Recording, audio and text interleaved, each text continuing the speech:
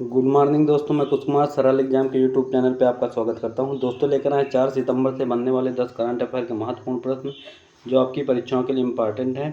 और ये सभी प्रश्न जो है कि पर डे के सिलेक्टेड क्वेश्चन होते हैं जो आपको रोचक बना देते साथ आपको स्ट्रेटजी के का भी नॉलेज मिलता रहता है इसके साथ। तो शुरू करते हैं हम आज का पहला प्रश्न। और सभी दोस्तों से मेरा निवेदन है कि इस क्लास को ज़्यादा से ज़्यादा लोगों तक शेयर करें, लाइक करें, क्लास पसंद आए हो तो, और सब्सक्राइब करें चैनल को, जिससे आपको नोटिफिकेशन मिलता रहे और क्लास टाइम पे मिलती रहे। तो प्रश्न है हमारा पहला, शुरू करते हैं।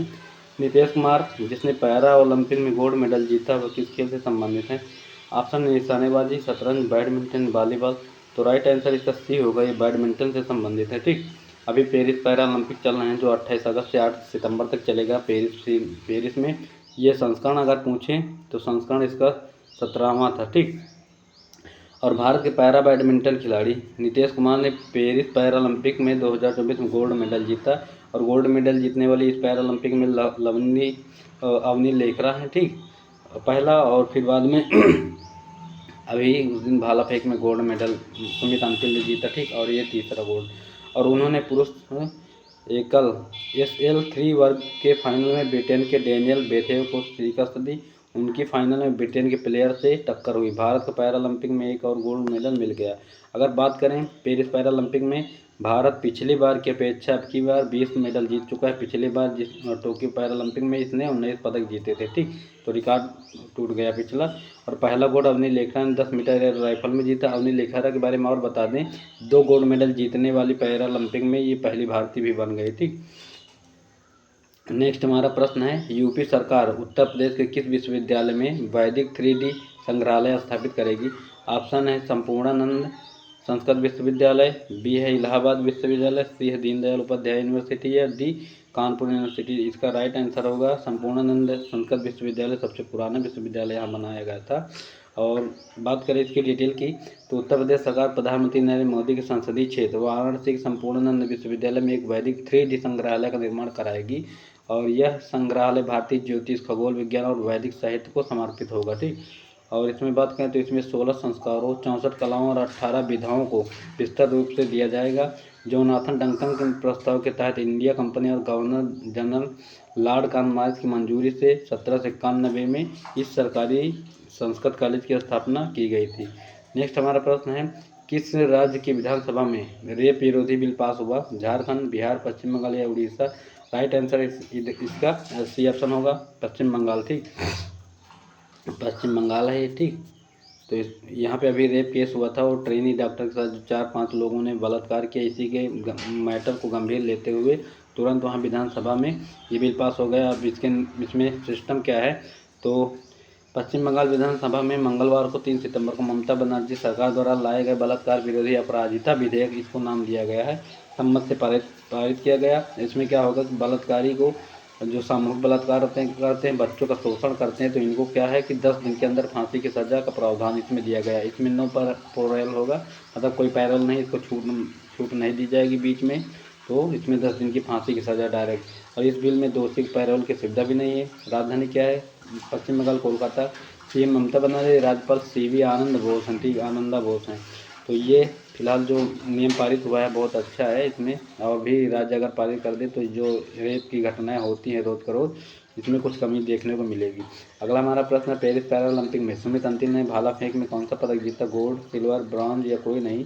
तो राइट आंसर इसमें गोल्ड जीता। और पिछला जो पेरिस ओलंपिक हुआ था उसमें नीरज चोपड़ा ने सिल्वर मेडल जीता था, जिसमें पाकिस्तान के अरसन ने जीता था गोल्ड। ठीक, और इसमें बात करें तो भारत के 2 बार के विश्व चैंपियन सुमित अंतिल ने लगातार पैरालंपिक खेलों में स्वर्ण पदक जीता, इतिहास रच दिया। वह ऐसा करने वाले पहले पैरा एथलीट बन गए। ठीक, और सुमित अंतिल इसमें क्या बोलते हैं, जब ख़त्म होगा 8 सितंबर को, तो समापन समारोह के ध्वजवाहक भी होंगे, याद रखना। 26 वर्षीय भारतीय पैरा एथलीट ने स्टेड डी फ्रांस में 70.59 मीटर के नए पैरालंपिक रिकॉर्ड के साथ यह उपलब्धि हासिल की। सुमित के नाम F64 वर्ग में 73.29 का वर्ल्ड रिकॉर्ड भी दर्ज है। और श्रीलंका के डुलान कोडिथुवाकू ने F44 में 67.03 मीटर का वर्ल्ड रिकॉर्ड बनाकर दूसरा स्थान हासिल किया। जबकि ऑस्ट्रेलिया के माइकल ब्यूरियन F44 में 64.89 मीटर के थ्रो के साथ तीसरे स्थान पर रहे। ठीक,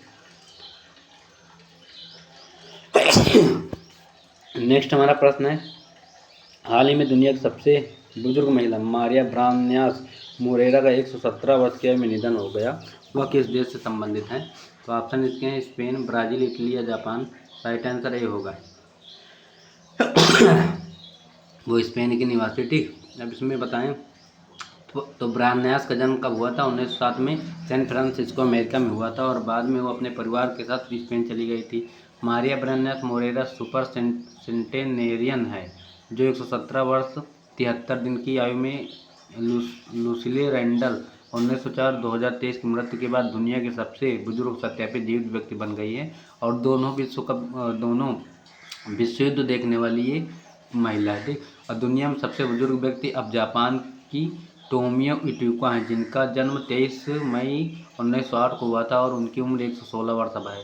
और गिनीज वर्ल्ड रिकॉर्ड के ने जनवरी 2023 में फ्रांसीसी नन लुसिल रैंडल की मृत्यु के बाद ब्रान्यास को दुनिया के सबसे बुजुर्ग व्यक्ति के रूप में नामित किया जिनका 118 वर्ष की आयु में निधन हुआ था। ठीक, पता नहीं क्या क्या जिंदा रहते। अगला हमारा प्रश्न है, फिक्की यंग लीडर्स अवार्ड 2024 के पहले संस्करण में किस यूथ आइकन अवार्ड से सम्मानित किया गया? विनेश फोगाट, नीरज चोपड़ा, सुमित अंतिल या पी श्रीजेश। तो इसका राइट आंसर बी होगा नीरज चोपड़ा और इसके साथ आयुष्मान खुराना को भी। ठीक, याद रखना फिल्म के कलाकार हैं। तो आयुष्मान खुराना को यूथ आइकन अवार्ड 2024 मनोरंजन के क्षेत्र में मिला, जबकि ओलंपिक स्वर्ण विजेता नीरज चोपड़ा को यूथ आइकन अवार्ड खेल के रूप में सम्मानित किया गया। HCL कॉरपोरेशन की CEO रोशनी नादर को most promising next gen leader नामित किया गया। मामा अर्थ की सह संस्थापक गजल अलग को इंस्पायरिंग वुमन लीडर अवार्ड 2024 से सम्मानित किया गया। ठीक, नेक्स्ट हमारा प्रश्न है, विश्व नारियल दिवस किस दिन मनाया जाता है? ऑप्शन है 2 सितंबर, 3 सितंबर, 4 सितंबर या 5। राइट आंसर इसका 2 सितंबर को विश्व नारियल दिवस मनाया जाता है और हर साल 2 सितंबर को मनाया जाता है विश्व नारियल दिवस। और जो हमारे जीवन में नारियल के महत्व पर प्रकाश डालता है। यह दिन पहली बार 1969 में मनाया गया था जब एशियाई प्रशांत नारियल समुदाय की स्थापना की गई थी इसी के उपलक्ष्य में। ठीक, और विश्व नारियल दिवस 2024 की थीम इम्पॉर्टेंट है, ऐसे मतलब प्रश्न ज़्यादा थीम से ही पूछता है। तो एक परिपत्र अर्थव्यवस्था के लिए नारियल अधिकतम मूल्य के लिए साझेदारी का निर्माण करना है। ठीक, और भारत में नारियल का सबसे बड़ा उत्पादक केरल है और विश्व में इंडोनेशिया है और उसके बाद मलेशिया। अगला हमारा प्रश्न है, हाल ही में किस देश में फतेह में मोहाजेरानी को पहली महिला सरकारी प्रवक्ता के रूप में नियुक्त किया गया? Saudi Arab, Iran, Qatar, America. Right answer इसका भी होगा ईरान। अभी राइसी यहाँ के राष्ट्रपति थे जिनकी हेलीकॉप्टर दुर्घटना में मृत्यु हो गई 9 लोगों के साथ।